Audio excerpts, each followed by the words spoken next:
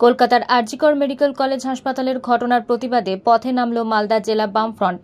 এদিন মালদা জেলার ফোয়ারা মোড় থেকে একটি মিছিল বের হয়ে মালদা শহর পরিক্রমা করার পর রথবাড়ি মোড়ে এসে শেষ হয়।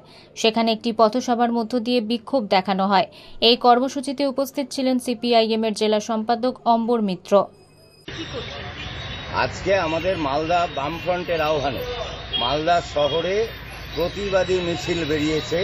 গত 14ই আগস্ট মধ্যরাত্রে যেভাবে আরজি করে হামলা করে তথ্য প্রমাণ লুট করে দেওয়ার জন্য, লোপাট করে দেওয়ার জন্য সমস্ত তথ্য প্রমাণ, অবস্থান মঞ্চ ভাঙা হয়েছে, শান্তিপূর্ণভাবে অবস্থান হচ্ছিল।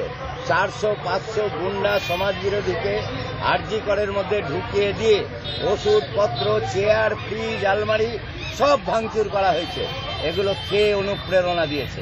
কার জন্য এগুলো ভাঙা হলো? কে ভাঙতে লোক পাঠালো? এই রাজ্যের বুকে যেখানে একটা পাতা নড়ে না তৃণমূলের নির্দেশ ছাড়া, সেখানে আরজি কর ভাঙচুর হলো কেন? কাকে বাঁচানোর চেষ্টা করছেন? আজকে কি করলেন? আজকে আমরা মিছিল করব, প্রতিবাদ মিছিল। গোটা রাজ্য জুড়ে প্রতিবাদ মিছিল হচ্ছে, আর গোটা দেশ জুড়ে হচ্ছে, পৃথিবীর বিভিন্ন জায়গায় হচ্ছে। ততক্ষণ না দোষী ব্যক্তিরা উপযুক্ত শাস্তি পায়। মুখ্যমন্ত্রী আজকে ড্যামেজ কন্ট্রোলে নেমেছেন। এইভাবে বাংলার মা বোনকে বিভ্রান্ত করা যাবে না, বাংলার সচেতন মানুষকে বিভ্রান্ত করা যাবে না।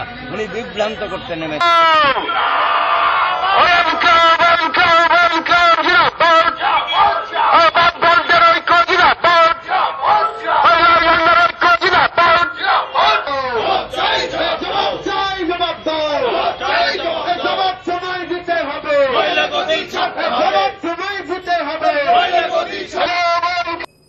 মালদা থেকে দেবু সিনহার রিপোর্ট, আনন্দ বার্তা।